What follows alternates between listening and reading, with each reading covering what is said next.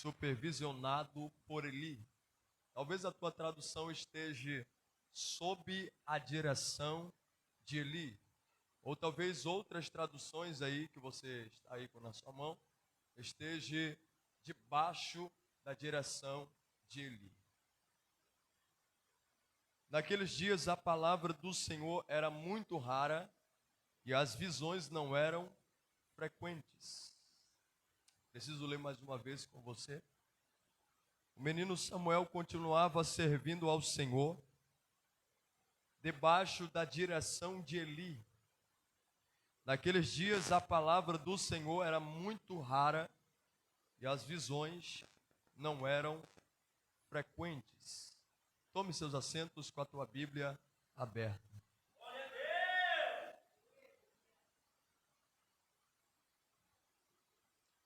Esse texto ele é clássico, né? Texto muito conhecido. E algumas lições eu hoje, meditando nessa palavra, confesso aos irmãos que tem um tempo já que eu não falo deste personagem bíblico, né? O profeta Samuel, que aliás, lá na frente ele não foi só profeta, mas foi profeta, juiz e sacerdote. É ele quem tem essa responsabilidade muito grande sobre os seus ombros, sobre as suas costas, sobre a questão de ter três ministérios. Ministério profético, o profeta, né? O ministério sacerdotal, e também ele exercia juízo, pois ele era juiz. Então nós vemos que Deus olhou para Samuel de uma forma especial, porque quando Deus ele trata com pessoas, ele acaba decidindo e resolvendo fazer o que ele quer, e às vezes isso gera questionamento sobre a nossa chamada, sobre a escolha de Deus por alguém que às vezes é de uma idade mínima ou tem uma, como se diz, é alguém inferior, alguém que não tem favor, né? De talvez algum público, por causa da idade, por causa de como ou da onde essa pessoa veio. O livro de 1 Samuel, capítulo de número 3, nos revela algumas verdades, sendo elas que primeiro, Ana, quando tem Samuel, ela termina de desmamá-lo. Quando ela vai desmamar o menino agora vai ser entregue até o sacerdote Eli, conforme ela tinha prometido. Que se o Senhor viesse dar um filho a ela, ela entregaria ao Senhor. Isso, de fato, aconteceu porque Ana era verdadeira naquilo que ela falava. Ana foi honesta e cumpriu com sua palavra quando ela prometeu a Deus, mesmo ainda antes, quando o menino ainda não tinha chegado, era o que ela mais queria e era o que ela mais desejava. Mas o tempo vai passar. Samuel ainda é jovem, dentro da casa do Senhor no templo. E é muito interessante nós sabermos a primeira verdade. A primeira verdade sobre Samuel é que Samuel, ele era jovem e era alguém que se interessava pelas coisas de Deus, alguém que focava muito na obra do Senhor, pois Samuel é alguém que tem como prioridade e sabe tratar o que é comum e também sabe diferenciar entre o que é normal e o que é sagrado. A vida desse menino reflete muito na vida de alguém que, por mais que tenha uma chamada, por mais que tenha um ministério revelado pelo próprio Deus, você vai já entender isso. Samuel não se demonstrava alguém ou não se intitulava alguém. Simplesmente Samuel, enquanto cuidava da casa de Deus, pois isso nos revela que Samuel, ele era porteiro na casa do Senhor. Porque sempre quando nós olhamos, o texto diz que pela manhã Samuel abria as cortinas do santuário. Ele abria as cortinas do templo.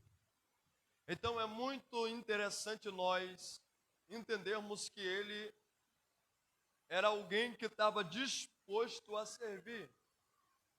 E como alguém disposto a servir, ele dava tudo de melhor, só para que a obra do Senhor permanecesse com zelo.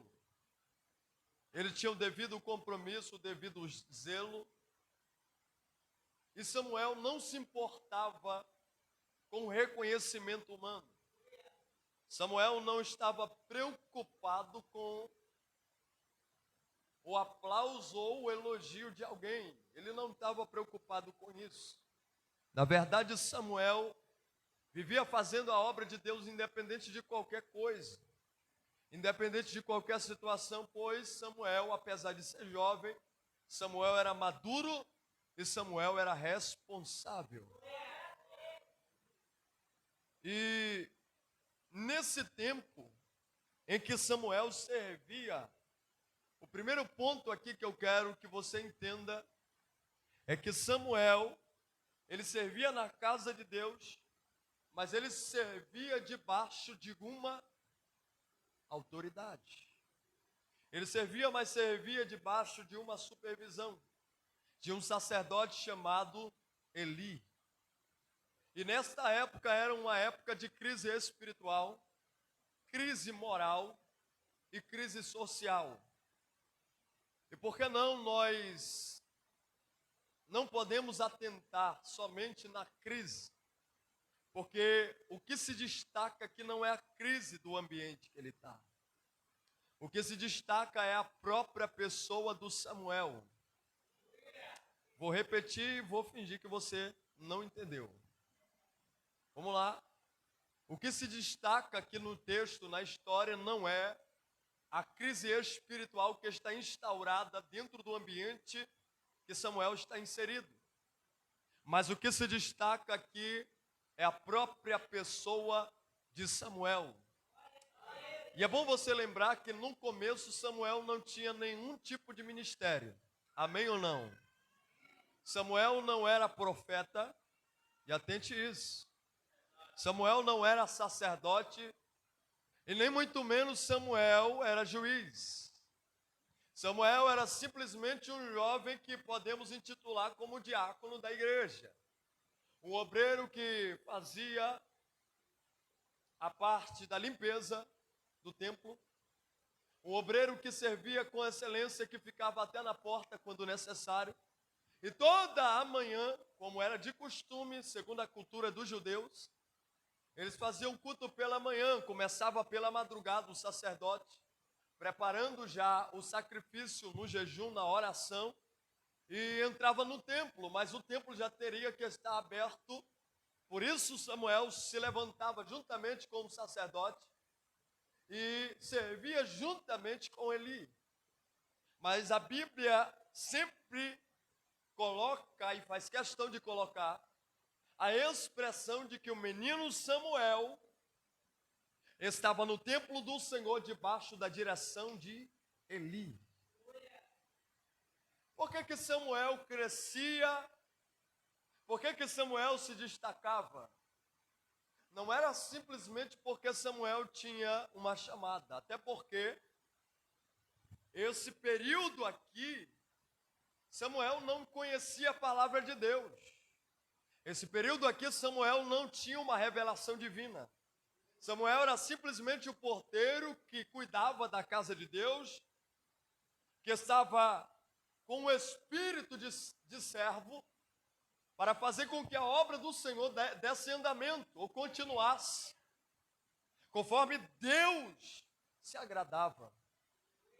E é muito interessante porque, mesmo Samuel, não conhecendo ainda a palavra de Deus, está escrito, mesmo Samuel não tendo uma revelação direta de Deus, Samuel servia com excelência. E é bom lembrar também uma verdade, que esse tempo aqui, esse período aqui, era o período da lei. E no período da lei, o Espírito Santo manifestava sobre e não estava em. Era simplesmente uma manifestação, uma visitação momentânea com poder, uma visitação momentânea que o povo tinha uma revelação e logo após passava. Mas nessa época, Samuel, mesmo assim, tinha um coração disposto a servir na casa de Deus. Era jovem, não conhecia a palavra de Deus, não teve nenhuma revelação direta. Isso revela a nós que Samuel, ele estava debaixo da direção de... Como é o nome do sacerdote? Eli. É importante isso porque diz a Bíblia que a palavra de Deus era rara. A minha está dizendo aqui muito rara. E as visões não eram frequentes. Estava instaurada no povo de Israel uma crise espiritual. De tal forma que a palavra de Deus era rara. Se a palavra de Deus é rara, isso significa que o povo não conseguia ouvir Deus. Então, se não tem como ouvir Deus, como é que tem uma direção para fazer alguma coisa?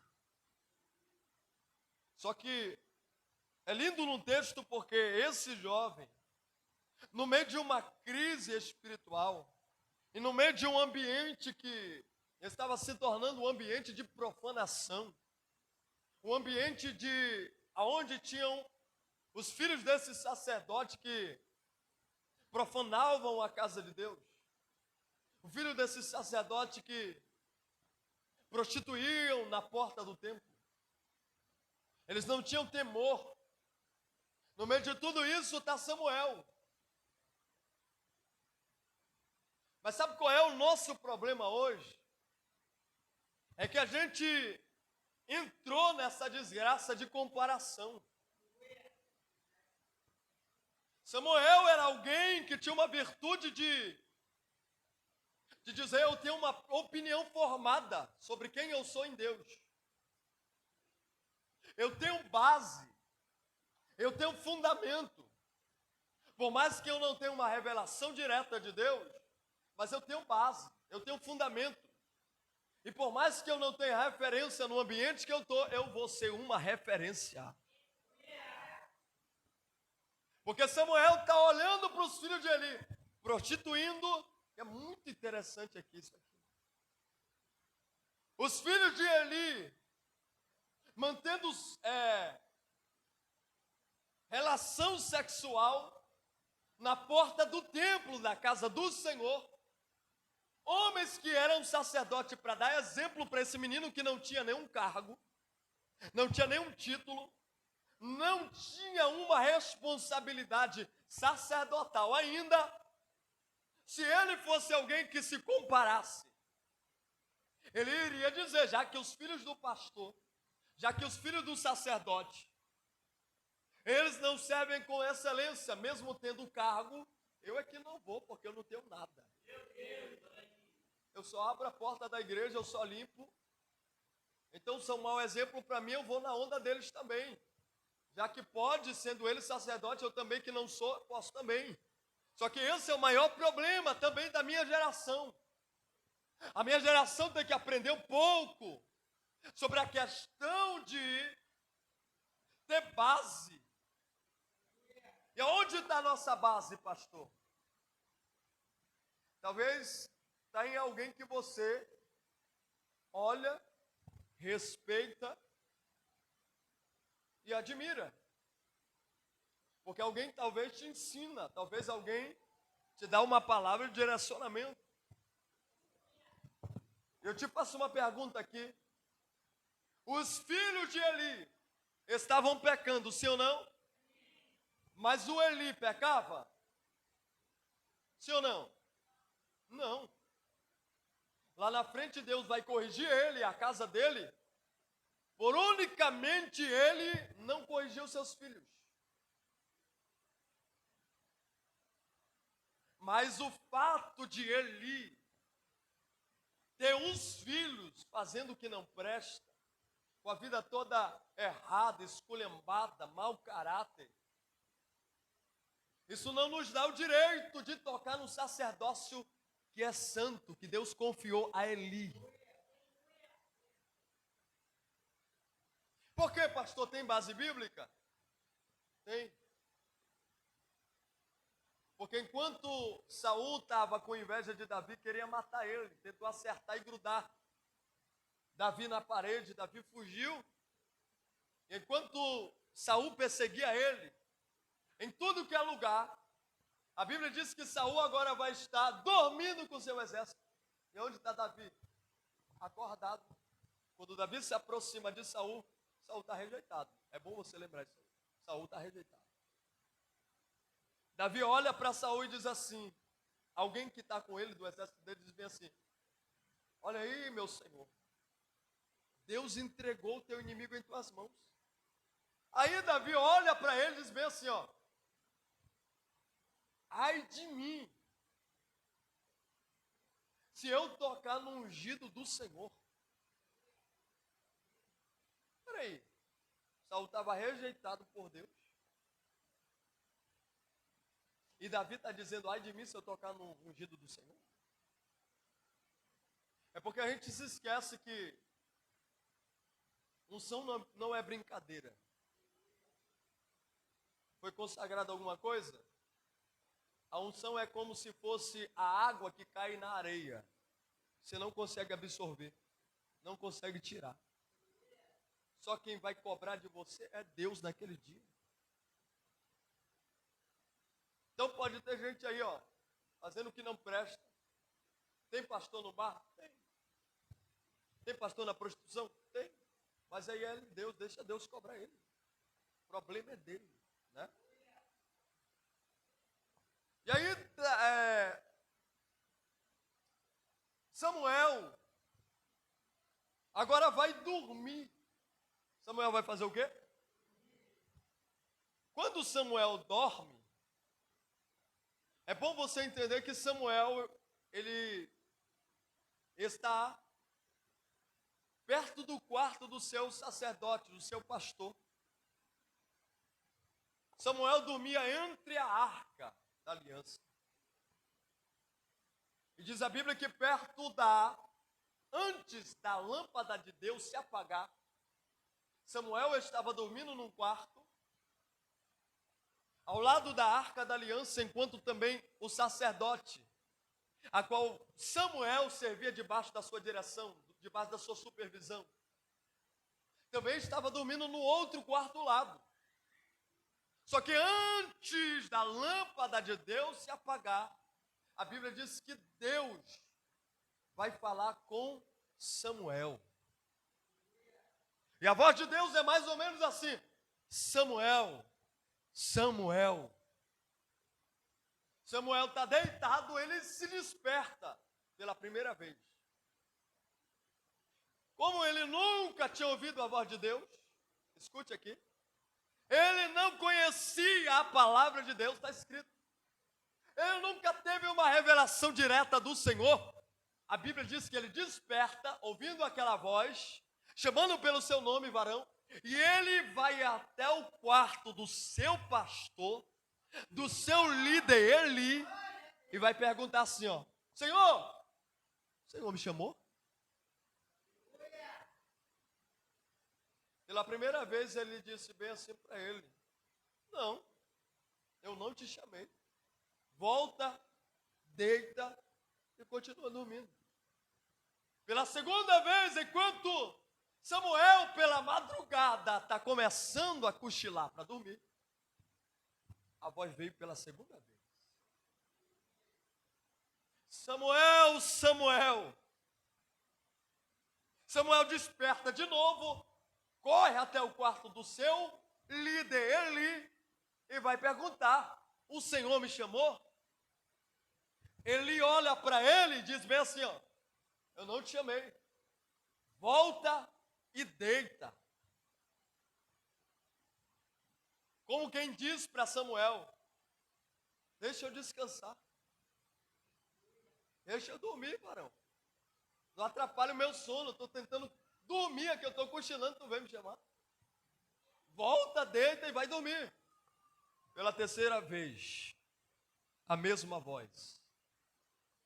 A voz que costuma chamar crente pela madrugada. Vai despertar o jovem Samuel dizendo: Samuel, Samuel. Sabe o que Samuel vai fazer? Samuel volta até Eli. E diz a Bíblia que ele entendeu. Ele o quê? Ele entendeu que era o Senhor que falava com Samuel. Aguça o teu ouvido e atente nessa verdade.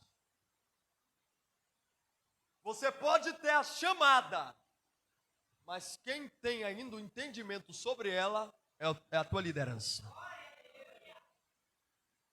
Você pode ter a revelação do teu ministério, mas quem ainda tem o entendimento e a direção para te dar acerca disso é o teu pastor.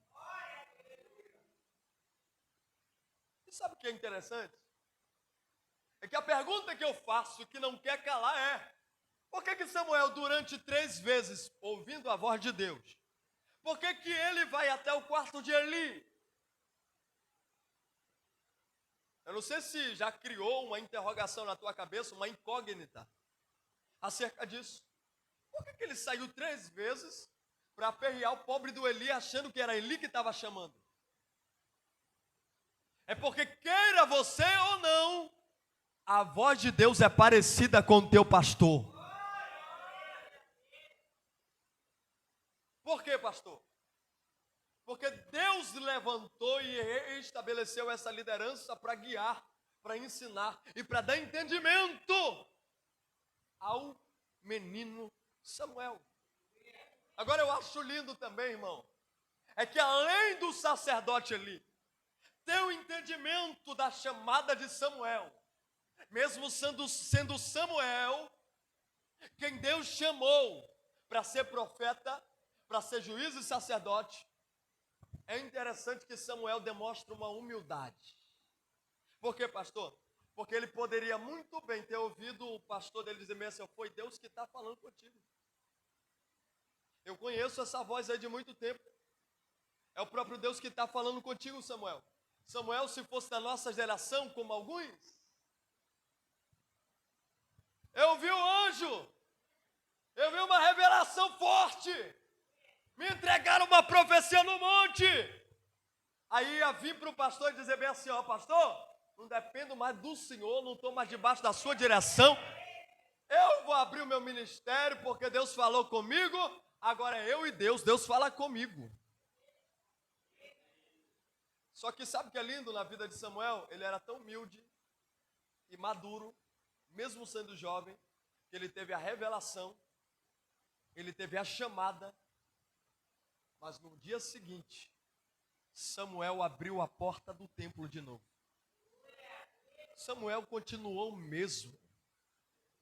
Porque o maior problema é que a gente acha que uma revelação, que uma visão, ou até mesmo uma habilidade em pregar, em ensinar, até mesmo ter dons espirituais, talento para fazer obra, a gente acha que isso anula a nossa submissão a uma autoridade que Deus estabeleceu na igreja. E aí a gente fica batendo cabeça para lá, para cá, e aí a gente não consegue entender que Deus não quebra princípio, Deus quebra protocolo, mas princípio não quebra. Então, o maior problema é que se Samuel tem a chamada, se Samuel tem a revelação, se Samuel recebeu a profecia, por que Samuel continua sendo o mesmo Samuel, servindo com excelência, respeitando a sua liderança? É porque Samuel entendeu que não dá para crescer sem estar debaixo de uma autoridade. Não dá para crescer sem estar autorizado, porque a palavra autoridade vem de autorização. Sabe que aqui, até para você prosperar, ser abençoado, existe uma palavra no grego. Eu acho que eu estou para virar romano agora. Meu Deus. Tem uma palavra no grego que diz assim, ó, tessalear. Diga aí comigo para você falar bonito também. Olha aí, quase não acertou, mas está tudo bem. Tessalear. O que significa, pastor?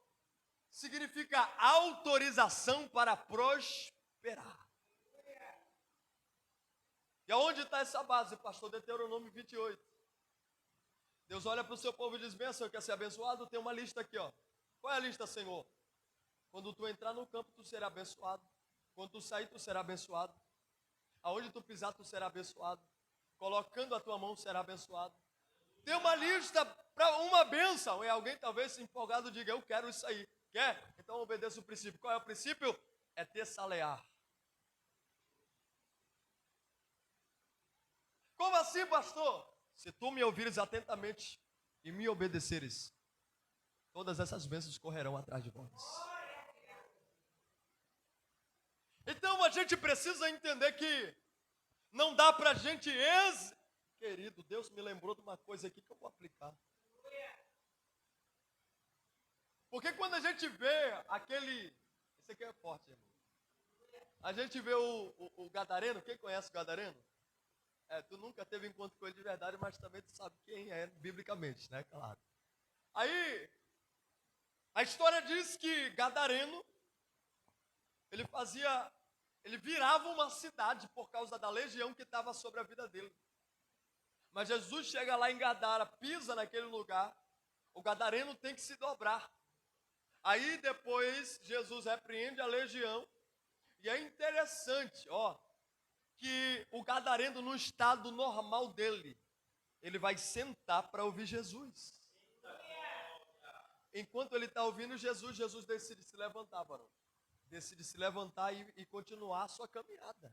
Sabe o que é interessante? É que o gadareno vai dizer bem assim, ele nem pergunta, ele vai afirmar. Senhor, eu vou contigo. Aí o que Jesus diz? Nananina não. Negativo. Por que Jesus disse para ele? Não. Mas tem um porém. Vá para a tua casa e testemunha de tudo o que aconteceu contigo. Deus me deu uma palavra. Qual é a palavra? É Deus dizendo para nós: não dá para exercer ministério, chamada, sem antes não ter testemunho dentro de casa. Não vou melhorar. Não dá para ter ministério, não dá para exercer chamada. Isso é, não dá para pregar, não dá para cantar sem antes ter testemunho dentro de casa. Jesus disse, não dá para me seguir. Primeiro vá na tua casa e dá testemunho de tudo que aconteceu contigo.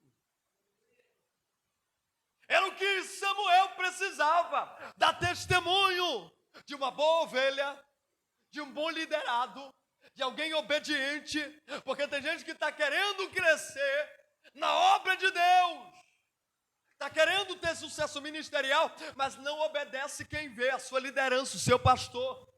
E aí esse é o problema, porque a nossa geração tem essa deficiência. A nossa geração prefere viver uma vida apática, uma vida na ilusão de um ministério, do que obedecer, do que se submeter e viver uma vida para que Deus venha prepará-lo. Então só assim ele vem a exercer aquilo que Deus lhe confiou. Samuel volta, irmão. Samuel volta a fazer o que ele fazia. A gente precisa entender que pastores, liderança, ainda é algo muito sério. Eu estava comentando com o Varão, lembrei agora. A gente veio segunda-feira, isso? Na verdade, estava ele, né? Estava o Varão, estava outro Varão aqui. E estava o Batera lá também, né? Tinha alguém que conhece? Não, né? Só nós três. Só nós quatro, na verdade. E aí a gente conversando no Uber, né? Esse Varão tocou no assunto lá de Moisés, né? Aí eu falei, opa, isso aqui é uma palavra aqui pastoral. Porque Miriam e Arão, você sabe que Miriam nesse episódio vai ficar leprosa, mas você sabe o motivo? Miriam fica leprosa por conta de que ela teve uma conversa com Arão. E detalhe, todos os dois eram irmãos de Moisés. Eles tiveram uma conversa, uma reunião entre si, na ausência de Moisés, que era o líder que Deus estabeleceu para Israel, para aquele povo. E a reunião foi mais ou menos assim. Deus não pode somente falar com ele. Deus não só pode usar só ele. Não, Deus não pode somente colocar ele como líder. A gente também tem capacidade. A gente também tem experiência.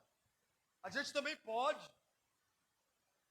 Só que o maior problema é achar que uma liderança que Deus levanta, uma liderança que Deus estabelece no meio de uma igreja, de uma congregação, é achar que uma liderança está no nível de um liderado. A liderança que Deus estabeleceu está aqui, ó. No reino de Deus existe uma hierarquia espiritual. Aí o problema deles é que eles disseram, se Moisés pode, a gente também pode. Tentaram colocar Moisés no nível deles. Só o pastor? Só Moisés? Não. A gente também pode. Sabe o que aconteceu? Deus desceu. Chamou de um por um. Arão, Miriam e Moisés. Entra na tenda. Está escrito. Entraram na tenda da congregação. Quando estavam lá, Deus se apresentou e desceu numa nuvem para ter uma reunião com os três. Moisés não sabia de nada.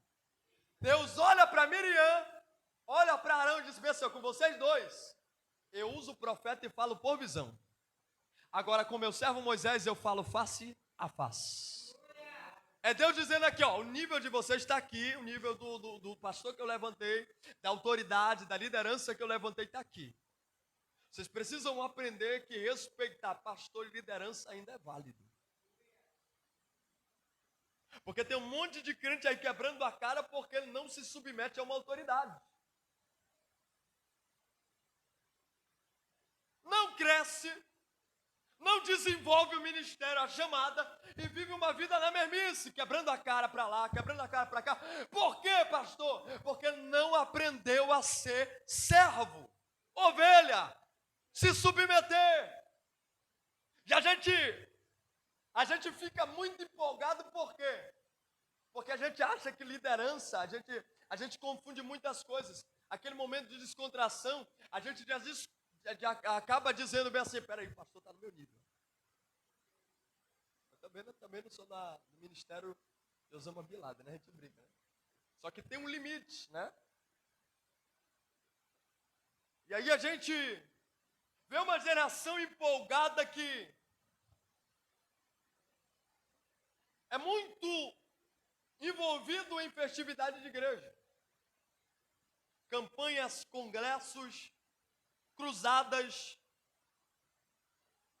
aonde tem movimento.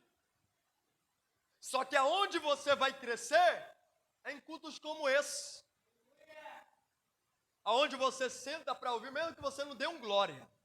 Mesmo que você fique aí engessado, sem dar um aleluia, mas Deus está te preparando para ter um grande crescimento. Eu falei, irmão, sobre Jacó. Deus não revelou para ele um elevador. Porque Deus não trabalha com elevador. Deus trabalha com escada. Deus revela uma escada para ele.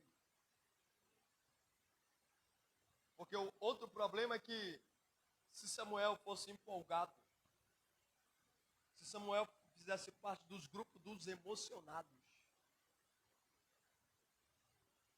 na campanha, falar da campanha, né?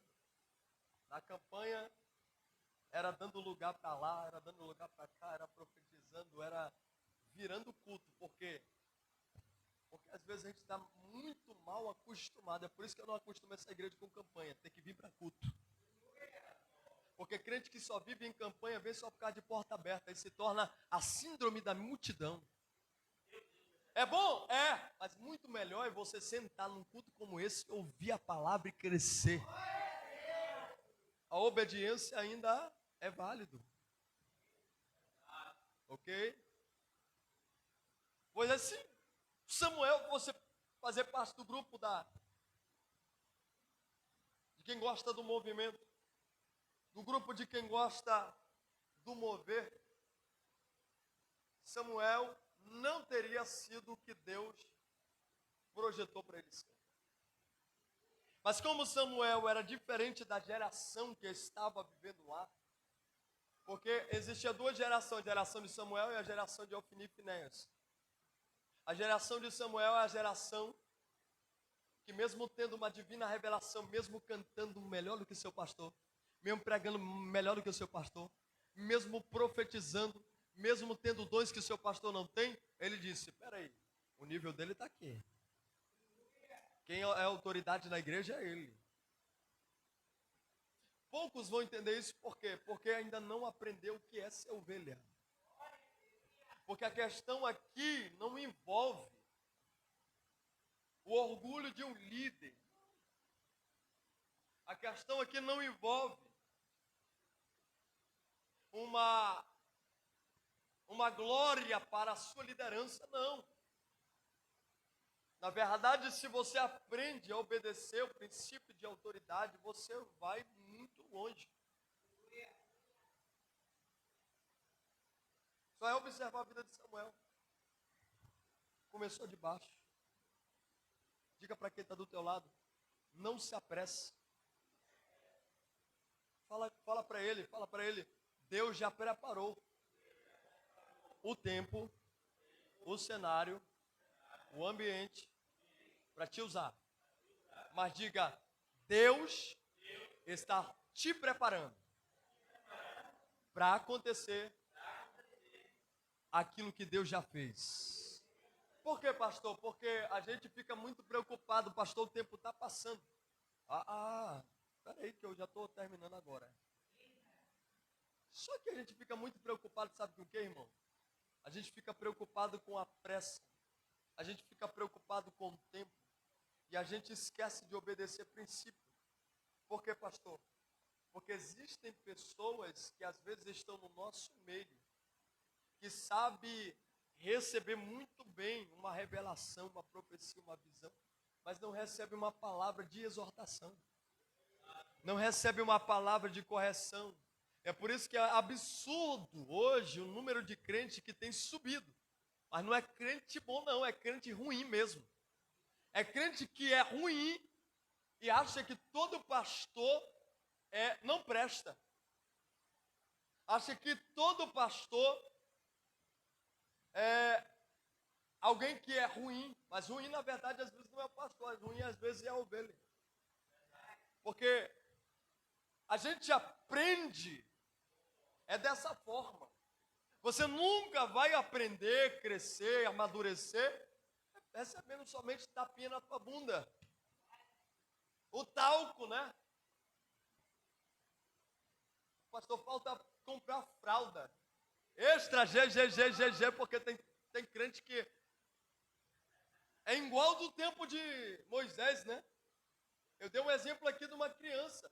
Você pergunta para uma criança aqui, ó, é errado roubar? Ela vai falar, é. É errado matar? Ela vai falar, é. Aí Moisés, Deus manda ele subir para ficar 40 dias e 40 noites no monte orando, pagando preço, para Deus revelar o que uma criança sabe. Não matarás, não roubarás, porque tem crente que é assim. Tem crente que parece que não cresce, varão. Tem crente que parece que vai ser menino pelo resto da vida. E Paulo descreveu dizendo, vocês poderiam estar ensinando, mas eu sou obrigado a ensinar os princípios elementares. Até quando você vai querer ser paparicado? E o pior, irmão, o pior é que tem gente que diz bem assim, ó, não, pastor, vou ficar no banco, eu não quero responsabilidade. Porque tem duas razões porque pessoas crentes na igreja fazem isso. A primeira razão é, talvez, é quando alguém diz bem assim, pastor, é porque se eu tiver uma posição na igreja, pastor, o diabo vai se levantar com tudo, e aí vai entrar na minha casa, vai mexer com a minha família. Mas como eu sou covarde, pastor, eu sou frouxo, eu quero viver uma vida tranquila, pastor.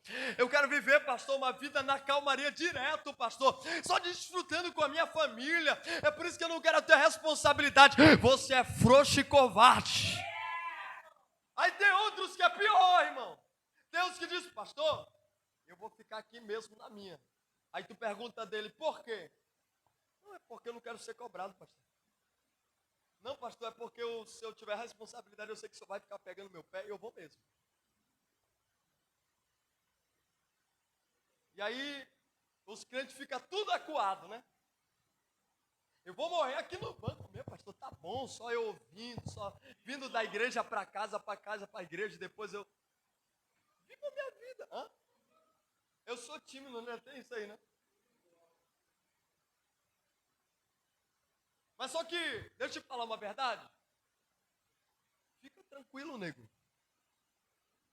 diabo não está nem preocupado contigo. Você não incomoda ninguém, você não incomoda o inferno. E quem não incomoda ninguém, não incomoda o inferno, geralmente é amigo do opressor. Geralmente é amigo do opositor. Está de mão dada com ele. Ó, tu não mexe comigo que eu não mexo contigo. Eu não vou nem orar porque eu vou só ser crente mesmo de banco. Vou ser só de fachada. Eu vou lá só para receber a minha bênção, a minha vitória, a minha porta aberta e tá tudo bom. Aí daqui a pouco tu tá no inferno. Porque tem gente que tem chamado e não quer se posicionar. Tem gente que tem ministério e não quer se converter. Aí fica, irmão, eu até entendo. Tá 1 ano na igreja, tá no banco, tranquilo, tudo bem. É novo convertido. Agora, tu tá mais de 1 ano, 2 anos, 3 anos, 4, 5, 10 anos, e você não fez nada para a obra de Deus. Você não fez nada para incomodar o inferno. O que a gente precisa entender, que Deus não quer que você viva uma vida apática, sendo um peso morto na igreja. Deus está dizendo, eu não te chamei para ser crente de banco, eu te chamei para ser usado como ferramenta na minha mão. Se posiciona, toma vergonha, porque Deus quer te usar. É tempo. Eu estou profetizando que chegou o tempo que Deus vai balançar muita gente que está acomodada. Eu estou profetizando que chegou o tempo que Deus vai pegar muito crente que está na mordomia, que está no comodismo. Deus está dizendo, nem que eu mando vento na tua casa, mas tu vai voltar a orar, tu vai ser crente de verdade. Vai ser. Seja Samuel. Sirva a partir de hoje com excelência. Por favor, independente do que você passar. Porque tem gente que diz, pastor, já viu crente assim, irmão? Crente que todo tempo parece que está fraco. Meu Deus do céu. Tudo bem você passar por uma provação e a gente tem uma vontadezinha, né? De voltar atrás, de chorar um pouquinho. Mas agora, todo dia, tá pior do que o galo da Angola. Tô fraco. É? E a gente vive nesse negócio, nessa ilusão. crente que só conta derrota, irmã Adriele. A gente pergunta da irmã, como é que tu tá? Isso é no domingo. Como é que tu tá? Tô bem não, pastor. Na quarta? Pastor, tá pior. Na sexta? Ixi, pastor, piorou. Meu amigo, que Deus que tu serve. Próxima vez eu vou orar para o anjo te levar logo. Porque a gente acha que servir a Deus não, pastor, é só pancada, é só prova. Você só tá. Porque tem gente, irmão, por que tem gente iludida? Está no deserto e ele está chamando assim, ó. Ele está na peia, ele está na pancada, Deus está dando um cajado, Deus está tratando com ele. Aí ele vem para a igreja dizendo assim, pastor, eu estou na prova. Não chame de prova o que é tratamento. Então sempre quando você vê crente todo dia, toda vez, estou fraco, estou desanimado, pelo amor de Deus, tem alguma coisa. Ou você não está orando, você não está jejuando, ou você está desviado na igreja. Deus está dizendo, se posicione hoje, reveja os teus conceitos. A Bíblia diz assim, ó, Paulo descreveu dizendo para a igreja de Corinto, examinem se vocês ainda estão na fé. Vou repetir, examine se vocês ainda estão na fé, porque tem gente que já perdeu a fé há muito tempo, aí está vindo para a igreja todo dia, nunca aprende nada, nunca evolui, nunca desenvolve. Diga para quem está do teu lado, quer desenvolver? Então se envolva. Sabe por que muitas vezes você é fraco? Porque você não se envolve em nada na igreja. Você tem uma mente fraca, porque a tua mente é todo o tempo vazia. Todo tempo você dá legalidade, todo tempo você dá brecha. Aí o diabo diz, isso aqui, ixi, isso aí, ó, se levanta um pouquinho, eu dou-lhe uma rasteira, se levanta de novo, eu dou-lhe uma bicuda. Por quê? O diabo faz de gato sapato, porque dá legalidade. Mente vazia, por que tu olha para mim? Eu sendo jovem, estou na frente de uma obra. É porque aonde tem vigília eu estou lá. Aonde tem oração eu estou lá. Isso não é porque eu sou um pastor dessa igreja. Isso é porque já veio de antes. Eu tenho um princípio, eu tenho base. Então quem tem base é aquele homem que ouve a palavra que Jesus diz e coloca em prática. Ele é diferente do homem que não ouve. Ele até ouve, mas não pratica. Porque quem ouve e pratica é semelhante ao homem que construiu a sua casa na rocha. Veio o vento de um lado, veio a corrente de água do outro, veio a tempestade do outro, mas a casa permaneceu de pé, porque ouve e obedece, ouve e pratica. É tempo de você praticar lá fora o que você aprende e ouve aqui dentro. Fica de pé.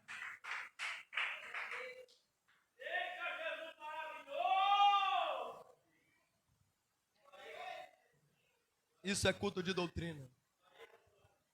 Por favor, não tenha este culto como não, lá só é cajadada, só é pancada. Não!